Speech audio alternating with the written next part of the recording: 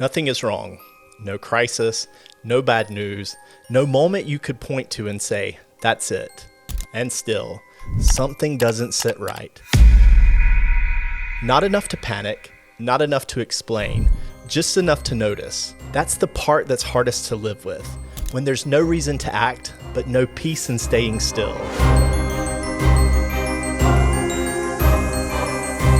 I'm Clay Johnson, and today I want to talk about a feeling I don't hear named very often. It's not burnout, it's not dissatisfaction, it's not breakdown.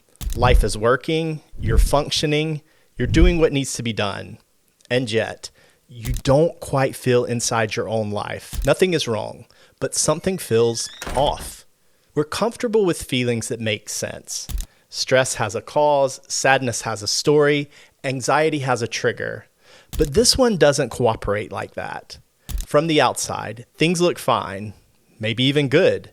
From the inside, there's a low hum, a quiet restlessness, a sense that something is slightly misaligned. Not broken, just not settled. I'm not here to label it or fix it. I just want to stay with it long enough to hear what it's asking for. I notice it most in quiet moments. Evenings at home, sitting alone in my condo, no emails, no urgency, everything handled. This is supposed to be the part where you relax, right? Instead, I catch myself drifting, picking up my phone, putting it down, opening apps without intention, not bored, not unhappy, just uneasy in a way that doesn't have a headline. And almost immediately, my mind tries to solve it. You need a new goal. You need a plan. You need to change something. But I'm learning that urge isn't clarity. That's discomfort trying to escape itself. This feeling is confusing because nothing is falling apart. You're responsible, capable, consistent. You're showing up. And because of that, it feels ungrateful to admit anything's missing. But gratitude doesn't require silence. You can appreciate your life and still feel disconnected from it. You can be productive and not feel present. That doesn't mean something is wrong with you. It may simply mean something in you has shifted quietly. I've noticed it with people too. Talking with someone I care about. The conversation is fine, easy even, and yet I'm holding back just a little. Not fully here, not fully gone. Nothing happened. No tension, no conflict. Just the sense that I'm slightly removed from my own words. When I slow down and listen to that, the question isn't, what's wrong with this conversation? It's, what am I protecting right now? What am I not saying, even to myself? Sometimes the feeling isn't about the moment at all.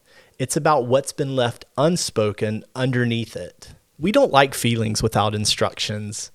So we move, we decide, we optimize. We confuse motion with progress. But not everything that feels uncomfortable is asking for action. Some things are asking for attention. And when we rush to fix them, we miss what they came to tell us.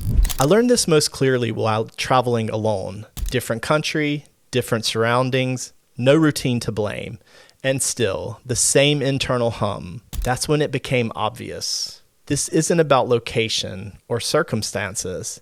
It's about my relationship with myself. Silence doesn't create discomfort.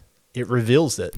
I'm starting to think this something feels off feeling is information, not a warning, not a verdict, a signal. A signal that something inside you has changed before you've caught up with it intellectually. Maybe you've outgrown a rhythm. Maybe you've normalized something that no longer fits. Maybe you stayed steady while something internal quietly moved. That doesn't demand immediate answers. It asks for curiosity. The hardest part for me is not turning this into a project, not demanding insight, not forcing resolution, letting the feeling exist without interrogating it, trusting that clarity doesn't always arrive on schedule, but it does arrive when it's respected. So, if you're listening and thinking, nothing is wrong, but something feels off, you're not ungrateful, you're not failing, and you don't owe anyone an explanation for your inner experience.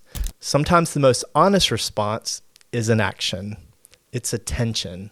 Maybe nothing is wrong. Maybe something is simply changing quietly. And maybe the most self-respecting thing you can do is listen without rushing ahead of yourself. I'm Clay Johnson. Thank you for being here.